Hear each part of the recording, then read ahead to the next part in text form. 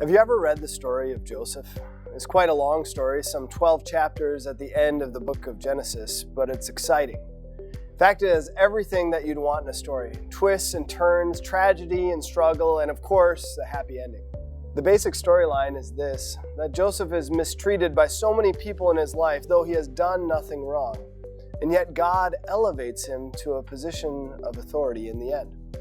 In fact, Joseph suffers much. Death threats from his brothers, to selling him into slavery, to accusations, to being thrown into prison wrongfully, to being forgotten. But yet in the end, God brings him to this position of power to preserve the lives of so many people by storing away food for a famine that is coming. At the very end of Joseph's life, after his father has died, his brothers are worried that maybe Joseph's going to now use his power against them. But Joseph says this, "You intended to harm me, but God intended it for good." You see, as Joseph looked back at his life, as he saw all that suffering that he went through, he saw God's good plan and purpose, that God was using it for his good. Certainly, there must have been times in Joseph's life, though, when he wondered, why is this happening to me? What have I done wrong? Is God punishing me? God wasn't punishing him. Rather, he was using the evil intention of so many people to carry out this purpose of saving also many people. That's an important point too.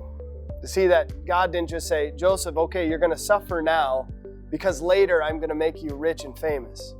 No, he elevated him to this position in order to save people, not the least of which was the line of the Messiah, to preserve that line that the Messiah might come and through him save the world.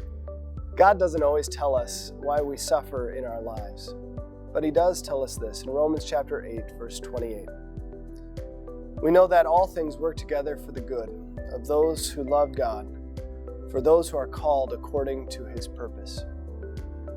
And we really need look no further than the cross to see the truth of this passage, that in the midst of evil, suffering, and death, God used that all for his good purpose of eternal salvation. Be comforted in these words, even in the midst of your own suffering, to know that God is working it together for the good of those who love him, for your good.